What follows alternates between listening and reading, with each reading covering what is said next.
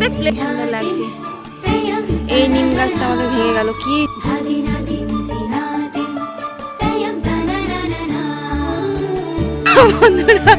যত সাহস আমার তত সাহস একটা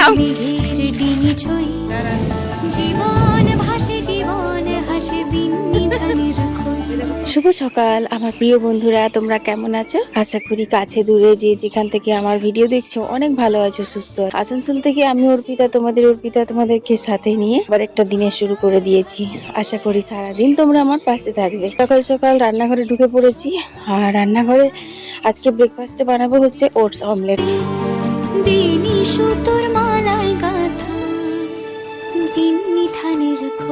পুরো ডিম ফাটিয়ে দিয়েছি, ওটস দিয়েছি, সুজি দিয়েছি, স্বাদ মতো নুন হলুদ, আর দিয়ে দিলাম কুচনো কাঁচা লঙ্কা আর অল্প একটু পেঁয়াজ দেবো। এতে যে কোনো সবজি ভালো লাগে গ্রেট করে দিলে, যেমন বাঁধাকপি, গাজর, ক্যাপসিকাম। কিন্তু বাঁধাকপি গাজর এখন বর্তমানে নেই, ক্যাপসিকাম ছিল কিন্তু ক্যাপসিকামটা এখন কাটার মতো আমার কাছে সময় নেই। আসলে খুব তাড়াহুড়ো চটজলদি করে সকালবেলাকার ব্রেকফাস্টটা বানাতে হয়। কিছুগুলো সকালবেলার আমার মর্নিং রুটিন রয়েছে, মর্নিং কাজ রয়েছে, যেগুলো আমি আলাদা ভিডিওতে তোমাদের সঙ্গে প্রায় দিনই শেয়ার করি, আজ আর শেয়ার করিনি, সেগুলো সারছি। ছাড়া আজকে রয়েছে একটা বিশেষ কারণ তাড়াহুড়ো করার, মানে এতটা পরিমাণে আমি তাড়াহুড়ো করছি যে তোমাদের বলে বোঝাতে পারবো না। তো চলো এখন এটা হোক।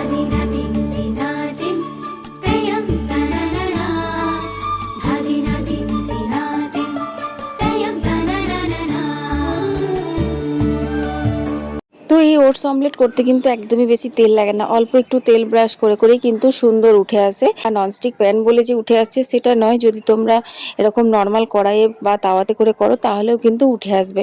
কিন্তু আমি একটু মুখরোচক করে বানাচ্ছি, একটু তেল দিয়ে দিয়ে ভেজে ভেজে বানাচ্ছি, তার জন্য আর কি ঢাকা দিয়ে দিয়ে। তো বাজারেও তো অনেক রকমের সস পাওয়া যায়, মেয়োনিজ পাওয়া যায়, দিয়ে তোমরা যদি এটা খাও খেতে ভালোই লাগবে। কিন্তু এই হেলদি খাবারটাকে আমি আর আনহেলদি করতে চাই না, কারণ মার্কেটে যেসব সসগুলো পাওয়া যায় সেগুলো কিন্তু সবই ভেজাল। তো আমাদেরকে পরিস্থিতি অনুযায়ী খেতে হয়, না খাওয়া আমরা হই না। আজ আমি টক দইটা একটু অন্যরকম করে দেবো, এটার সাথে খেতে কিন্তু খুব ভালো লাগে। দেখো এখানে কিন্তু আমার মোটামুটি এগুলো সব ভেজে ভেজে তুলে নিচ্ছি। তো শসা একটা ছুলে আর ভালো করে গ্রেট করে নিয়েছি, ঘষুনিতে করে ঘষে নিয়েছি। তারপর এর মধ্যে দিয়ে দিলাম টক দই। এর মধ্যে কিন্তু কুচনো পেঁয়াজ, ধনেপাতা কুচিও দেওয়া যায়, কিন্তু আমি আর দিলাম না। অল্প একটু বিট নুন দিলাম, তারপর কিন্তু এটা আমি মাখিয়ে দিলাম। এইরকম ভাবে কিন্তু যদি দাও এই ওটস অমলেটের সাথে খেতে ভীষণ ভালো লাগে। তো চলো এখন বুবলার বাবাকে টিফিনটা আমি প্যাক করে দিই। আর বুবলা তো স্নান করে খেয়ে তারপর যাবে, কারণ বুবলার টাইমিং হচ্ছে আজকে 9:30। আসে গল্প যায় মেঘের ডিঙি ছুঁই, জীবন ভাসে জীবন হাসে বিন্নি ধানের খই, বিন্নি ধানের খই, বিন্নি ধানের খই, কান্না হাসি প্রতিবেশী উঠোন থই থই, ভাটায় হাটা জোয়ারে ছোটা বিন্নি ধানের খই। আজকে হচ্ছে কিন্তু তোমার ফলহারিণী কালীর ব্রত, আজ হচ্ছে শনিবার, আর কালকে শুক্রবার ছিল সম্প্রদানের ব্রত গেছে, তোমরা তো ভিডিও দেখেই নিয়েছো। তো আজকে ইচ্ছে ছিল যে সকাল সকাল একদম ভোর ভোর ভালো করে কাজগুলো সেরে বুবলাকে ছেড়ে দিয়ে এসে স্নান করে আর পুজোটা দিয়ে নেবো, কিন্তু আমার সেটা হয়নি। আজকে অনেকটা লেট হয়ে গেছিলো। বুবলা এখন খাবারও খেয়ে নিয়েছে, তারপর এখন আমি চলে যাচ্ছি হচ্ছে বুবলাকে স্কুলে ছাড়তে। তো চলো তোমরাও বুবলাকে আজকে সবাই মিলে স্কুলে ছেড়ে আসি।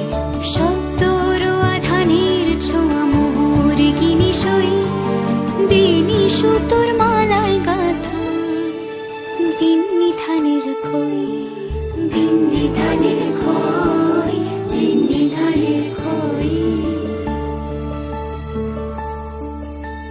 তো জানো তো বুবলাকে স্কুল থেকে দিয়ে বাড়ি ফিরেছি, আর অমনি বড় ননদরা এসেছিল, আর ওরা এসেছে আর কি করে স্নান করতে ঢুকি। তো ওদেরকে চা জল করতে, ওদের সাথে গল্প করতে করতেই না আমি রান্নাগুলো আজকে সেরে নিয়েছি। তাই তোমাদের সাথে আজকে আর আমার রান্না বান্না কিছু শেয়ার করা হয়নি। তো এখন চলে এসেছে কলের জল, তো ভাবলাম কলের জলটা নিয়ে নেবো একবারে, তারপর স্নান করব। কারণ যা রোদ গরম পড়েছে না, স্নান করার পর এই রোদে রোদে জল নেওয়া এ করা এগুলো একদম আর ভালো লাগে না। তো আমার মোটামুটি জল নেওয়া হয়ে গেছে, আর ওখানে রিজার্ভারের কলটা খুলে দিলাম। এবার ওখানটাতে রিজার্ভারটা ভরুক, তারপর উপরে ট্যাঙ্কিতে পাম্প চালিয়ে এক ফাঁকে তুলে নিতে হবে। তো চলো বন্ধুরা, এখন বাজে হচ্ছে তোমার 12টা মতো। আমার রান্না ঘরের কাজ সব হয়ে গেছে, তারপর আমি পুজো টুজো দিয়ে খাওয়া দাওয়া করে রান্নাঘর পরিষ্কার করতে করতে আমার বেজে গেছিল 3:30 মতো। যেই একটু শোবো সেই সময় আমার ফোন এলো, এখন বাজে হচ্ছে 3:30। আর এই হচ্ছে আমাদের আসানসোল ইঞ্জিনিয়ারিং কলেজ, এখানে বুবলার কম্পিটিশন ছিল।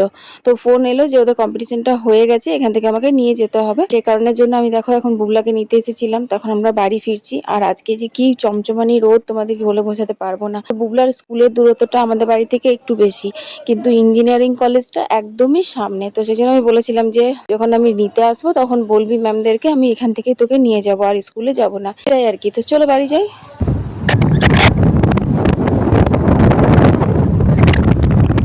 বাড়ি ফিরে একটুখানি রেস্ট করলাম, আর বুবলার কিছুগুলো অনলাইন ক্লাস ছিল সেইগুলো অনলাইনে করলো, আর তখনই নামালো হচ্ছে ঝড়। তো চাটা খেতে খেতে ভাবলাম যে একটু ঝড়টাকে উপভোগ করব, বুঝলে বন্ধুরা।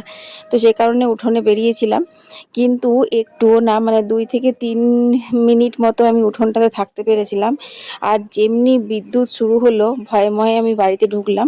আর তারপর যে কি দুর্যোগ নেমেছিল তোমরা সেটা নিজের চোখে এখন দেখবে। যেমন ঝড় আর তেমন বৃষ্টি, আমাদের অনেক ক্ষতি হয়ে গেছে আজ। কি বৃষ্টি আর তেমনি ঝড়, ঝড় বৃষ্টি এটাকেই বলে, কাল বৈশাখী ঝড় বৃষ্টি।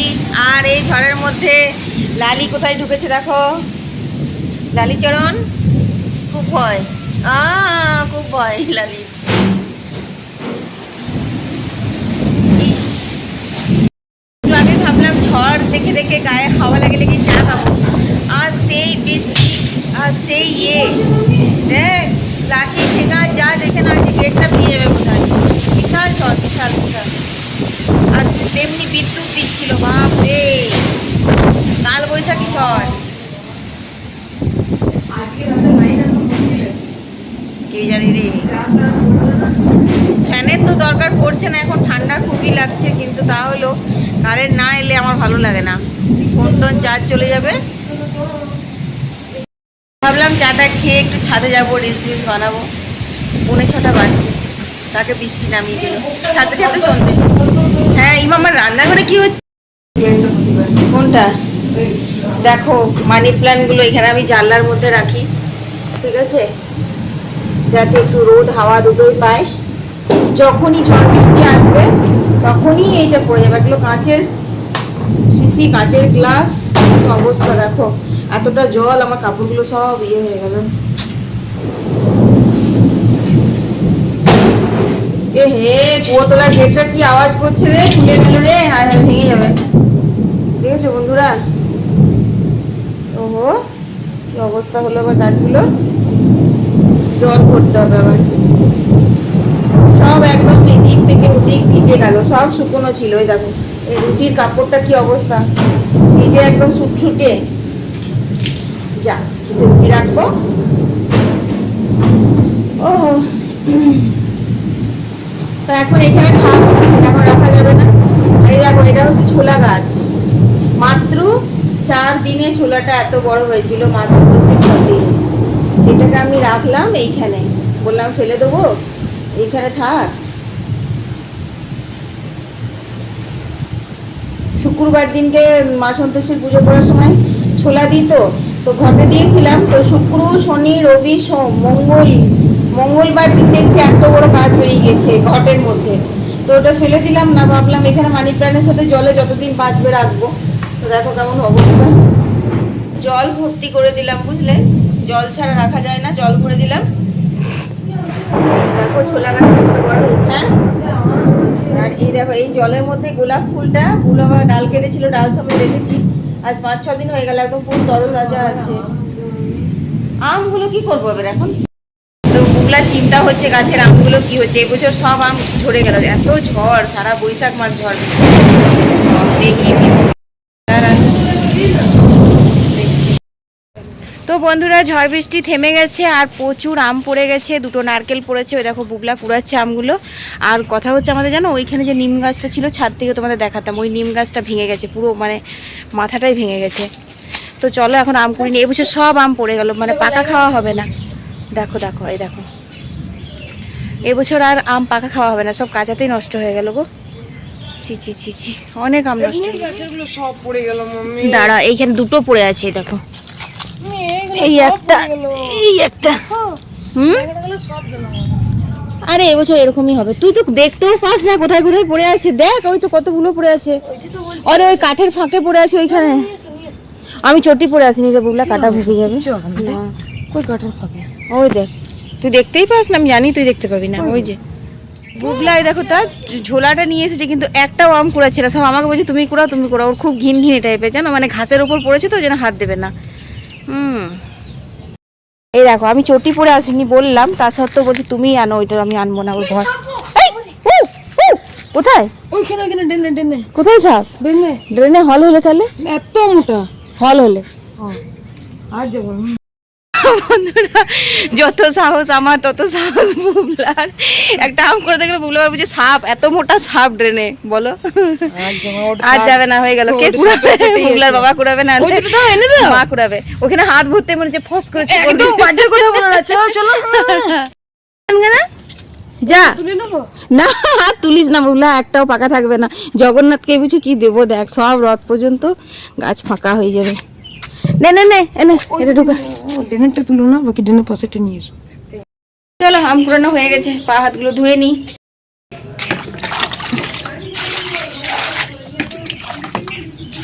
ঝড় বৃষ্টি থেমে গেছে, ঘর দুয়ার ঝাড় দিয়ে একদম যা তা হয়ে গেল।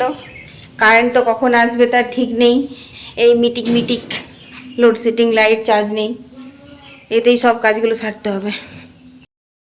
কি দেখবো, সব ঝাড় টাড় দেওয়া হলো, চুল বাঁধা হয়নি, চুল পরে বাঁধবো। বুবলা ছাদে বলছে সব রেনবো দেখবো। ওরে বাবা আজ আর হবে না, আমি তো ভালো মেঘ দেখে নিয়েছি বৃষ্টি ছাড়ার পরে। বৃষ্টি হওয়ার পর কিন্তু গ্রীষ্মকালে ছাদে আসতে খুব ভালো লাগে, কিন্তু আমার খালি কাজ কাজ আর কাজ। নিচে অনেক কাজ পড়ে আছে, ওগুলো সেরে তারপর সন্ধে দেওয়া আছে, খাবার করা আছে। দেখো বন্ধুরা, এই নিম গাছটা আমাদের ভেঙে গেল, কি ঝড় আজকে হলো। আর সজনে ডালটায় দেখো কত বড় ডালটা পড়ে গেছে, ছাদ অবধি ছিল, ছোট ছাদ অবধি, ওইটা পুরো ভেঙে একদম নিচে। ছোট ছাদ থেকে আমরা হাতে করে সজনে ফুল, সজনে ডাঁটা তুলতাম, ওই ডালটা আজকে ভেঙে গেল ঝড়ে। আর এই বছর সজনে ডাল তোলা হবে না, কোথায় ভাঙলো? চলো ভেঙে গেছে রে, ছোট ওইখানে ডালটা ভেঙে পড়ে আছে। তুই ওদিক দিয়ে দেখ, আমি দেখলাম। আর উঁচুতে হলে নিজে পারতে পারা যায় না, সেই লাঠি ইয়ে করে অনেক ঝামেলা হয়। তো বন্ধুরা হাঁটতে ভীষণ ভালো লাগছে, কিন্তু মনটা পড়ে আছে নিচে, এত কাজ রয়েছে আমার এখন, এক্সট্রা কাজ কাজ কাজ। তারপর সন্ধে দেওয়া আছে। হ্যাঁ বল। নিম ফুল লেগে আছে, দেখো নিম ফল। চলো, কোথায় নিম ফল? নিম গাছ পড়ে গেল, নিম ফল পড়বে না? নিম ফলগুলো গাছে লেগে আছে, তাই ফলন্ত গাছে। চলো দেখ, আমি কি সুন্দর ভালো ভ্লগারের মতো ভ্লগ করছি না? ওই দেখো বন্ধুরা, বুঝেই যাবে না। হ্যাঁ কি সুন্দর বোঝা যাচ্ছে, পুরো নিম ফলে ভর্তি। বুবলা বলছে বোঝা যাবে না, বোঝা যাচ্ছে না? হ্যাঁ, সবার গাছের আম পড়ে যাচ্ছে। পাশের বাড়ি দাদা বলছে বুবলা আম খাবি, অনেক আম পড়ে গেছে। কত আর খাওয়া যায়? আর এই সময় তো আচার দিলে মানে আচারও হবে না, কারণ রোদ তো সেরকম দিচ্ছে না, রোজই তো বৃষ্টি দিচ্ছে। রোদ দিলে তবে তো আচার ভালো হয়, মানে আচার না হলে আমসি করে যদি রাখা হয় অক্সিজেনে খাওয়ার জন্য, সেটাও তো হচ্ছে না। তো চলো তো, আরে প্লেন যাচ্ছে, প্লেন যাচ্ছে। এ বুবলা দেখ দেখ, প্লেন প্লেন, ওই দেখ, এই দেখ তো কি সুন্দর লাগছে। যা মেঘে ঢুকে গেল, মেঘের কোলে ঢুকে গেল বন্ধুরা। আর থেকে প্লেন দেখতে ভীষণ ভালো লাগে। ছোটবেলাতে তো প্লেনের আওয়াজ পেলে, আগে আওয়াজ উঠতো খুব, তখন দৌড়ে বেরোতাম প্লেন দেখবো বলে। খুব ভালো লাগে আমার। ট্রেনেও, ট্রেন আমাদের গ্রামের পাশে ট্রেন পেরিয়ে যেত, আর আমরা টাটা টাটা করতাম, দারুণ এনজয় করতাম, ভালো লাগতো। আর প্লেন গেলেও টাটা টাটা করতাম। ওই দেখো বুবলা এখন দাদার সাথে, পাশের বাড়ির মানে জেঠুর সাথে, বুবলা জেঠু হচ্ছে, জেঠুর সাথে আম নিয়ে গল্প করছে। কি সুন্দর হাওয়া দিচ্ছে বন্ধুরা। শুভ সন্ধ্যা বন্ধুরা। তো দেখো এখন একদম ঘুরঘুরতে অন্ধকার, সন্ধে দিলাম অন্ধকারে অন্ধকারেই, কারণ এত ঝড় বৃষ্টি হয়েছে। এখন তো চট করে কারেন্ট আসবে না, আসলেও সেই 8টা 9টা 10টা এরকম টাইমে আসবে। তো যাই বলো, লাইট জেলে একটা সন্ধে দেওয়া আর এরকম অন্ধকারে প্রদীপ জ্বালা, মোম জ্বালার একটা আলাদাই অনুভূতি। তো কত সুন্দর লাগে দেখতে, তাই না? তো দেখো এখন মোবাইলের ফ্ল্যাশটা জেলে দিলাম, তাই তোমরা এরকম মানে পরিষ্কার দেখতে পাচ্ছ। কিন্তু তোমাদের বলো তো এইটা ভালো লাগছে না এইটা ভালো লাগছে? তো অন্ধকারের মধ্যে টিমটিম করে লম্ফ, প্রদীপ, মোমবাতি এগুলো জ্বালার কিন্তু একটা আলাদাই আছে না। তো দেখো এখানেও আমি ফ্ল্যাশ জ্বেলে দিলাম, এখানে কেমন লাগছে, কিন্তু যখনই আমি ফ্ল্যাশ অফ করে দিচ্ছি তখন কত সুন্দর লাগছে। তো আজকে তো ফলহারিণী অমাবস্যা ছিল, তো সে কারণে সন্ধ্যাবেলাটাতে এত বেশি অন্ধকার ছিল। মা কালীর সামনে একটা মোম জ্বেলেছিলাম আর ঠাকুর ঘরে প্রদীপ দিয়েছিলাম, সদর দরজাতে একটা মোম জ্বেলেছিলাম। বাকি চারিদিক যেন অন্ধকার ঘুরঘুরটি। আর এখানে দেখো কিছুগুলো সজনে শাক, ওই যে ডালটা পড়ে গেছিলো ওখান থেকে বুগলার বাবা এনে রেখেছে। আমি বারবার ঢুকছি আর ঠাকুরের সামনে মোমটাই দেখছি, কি সুন্দর লাগছে। এই সন্ধ্যাবেলাকার জলখাবার দিয়ে আমি আজকের ভিডিওটা শেষ করে দিচ্ছি, বুঝলে, কারণ কারেন্ট কখন আসবে জানি না। চার্জ বাঁচাই, অন্তত ফেসবুকের ভিডিওটা তো এডিট করে রাখি। চলো সবাই ভালো থাকো, সুস্থ থাকো, কাল আবার একটা নতুন ভিডিও নিয়ে হাজির হয়ে যাবো। আমি অর্পিতা, তোমাদের অর্পিতা, টাটা।